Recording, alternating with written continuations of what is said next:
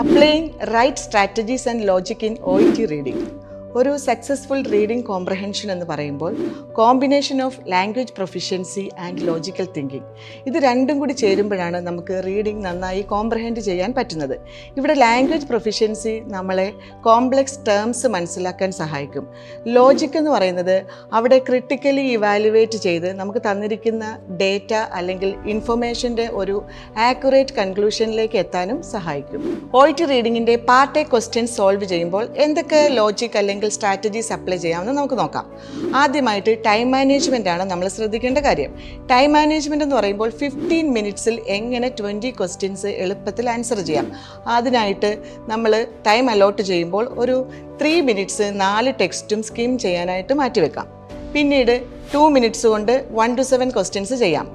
പിന്നെ അടുത്ത സെഷനിൽ സെൻറ്റൻസ് കംപ്ലീഷൻ ക്വസ്റ്റ്യൻസ് ചെയ്യാനായിട്ട് 5 മിനിറ്റ്സ്, ഷോർട്ട് ആൻസർ ക്വസ്റ്റ്യൻസ് ചെയ്യാനായിട്ട് 5 മിനിറ്റ്സ്. അങ്ങനെ നമുക്ക് 15 മിനിറ്റ്സിനെ വളരെ വൈസായിട്ട് ഡിവൈഡ് ചെയ്ത് വെക്കാം. അടുത്തതായിട്ട് സ്കിം ചെയ്യുമ്പോൾ അപ്ലൈ ചെയ്യേണ്ട ലോജിക്ക് എന്താണെന്ന് നോക്കാം. സ്കിം ചെയ്യുന്ന സമയത്ത് എല്ലാ ഇൻഫർമേഷനും റീഡ് ചെയ്യണമെന്ന് നിർബന്ധമില്ല. പക്ഷേ നമ്മൾ സ്പെഷ്യൽ അറ്റൻഷൻ കൊടുക്കേണ്ട ചില കാര്യങ്ങളുണ്ട്. അത് ഹെഡിങ്സ് ആൻഡ് സബ് ഹെഡിങ്സ്, പിന്നെ ബുള്ളറ്റ് പോയിന്റ്സ് എന്തെങ്കിലും തന്നിട്ടുണ്ടെങ്കിൽ അത് ശ്രദ്ധിക്കുക. ബോൾഡിലോ ഇറ്റാലിക്കിലോ ഹൈലൈറ്റ് ചെയ്തിരിക്കുന്ന വേർഡ്സ് ശ്രദ്ധിക്കുക. ടേബിള്, ഗ്രാഫ് അങ്ങനത്തെ ലേഔട്ട്സ് ഉണ്ടെങ്കിൽ അത് ശ്രദ്ധിക്കുക. പിന്നെ ഫുട് നോട്ടുകൾ, സ്റ്റാർ സിമ്പിൾ ഇട്ട് തരുന്ന വേർഡ്സും ശ്രദ്ധിക്കുക. അടുത്തതായിട്ട് ചില ക്വസ്റ്റ്യൻസ് സോൾവ് ചെയ്യുമ്പോൾ അതിനെ എങ്ങനെ ലോജിക്കലി അപ്രോച്ച് ചെയ്യാമെന്ന് നോക്കാം. For example, science and symptoms related ആയിട്ടുള്ളൊരു ക്വസ്റ്റ്യൻ വരുമ്പോൾ നമുക്കറിയാം സയൻസ് ആൻഡ് സിംറ്റംസ് എപ്പോഴും ഡയഗ്നോസിസുമായിട്ടാണ് കൂടുതലായിട്ടും റിലേറ്റ് ചെയ്തിരിക്കുന്നത്.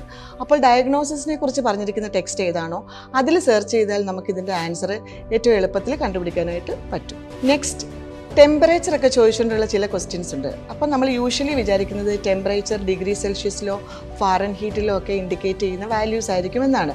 പക്ഷേ നമ്മൾ അറിഞ്ഞിരിക്കണം ഡിസ്ക്രിപ്റ്റീവ് ടേംസ് ഉപയോഗിച്ച് നമുക്ക് ടെമ്പറേച്ചറിനെ കൺവേ ചെയ്യാം.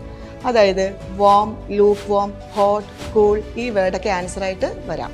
നെക്സ്റ്റ്, ക്വസ്റ്റ്യൻസ് ആൻസർ ചെയ്യുമ്പോൾ എവിടെ നിന്ന് സ്റ്റാർട്ട് ചെയ്യണമെന്നുള്ളതാണ്. ഇതും നമുക്ക് ലോജിക്കലി അപ്രോച്ച് ചെയ്യാം. കാരണം 8 to 20 ക്വസ്റ്റ്യൻസ് ആദ്യം ചെയ്ത് കഴിഞ്ഞാൽ 1 to 7 നമുക്ക് കുറച്ചും കൂടി എളുപ്പമാകും. 8 to 20 ക്വസ്റ്റ്യൻസിന് വേണ്ടിയിട്ട് നമ്മൾ 4 ടെക്സ്റ്റും സ്കിം ചെയ്ത് നമുക്ക് 4 ടെക്സ്റ്റുമായിട്ട് അതിൻ്റെ കോണ്ടൻറ്റുമായിട്ട് ഒരു ഫെമിലിയാരിറ്റി ഉണ്ട്. ഇതിൻ്റെ ബേസിൽ 1 to 7 നമുക്ക് ഈസി ആയിട്ട് ചെയ്യാൻ സാധിക്കും. നെക്സ്റ്റ് ടൈം OET റീഡിങ്ങിൻ്റെ പാർട്ട് എ ആൻസർ ചെയ്യുമ്പോൾ നമ്മൾ ഈ ഡിസ്കസ് ചെയ്ത സ്ട്രാറ്റജീസ് ആൻഡ് ലോജിക്സ് അപ്ലൈ ചെയ്യുക. താങ്ക്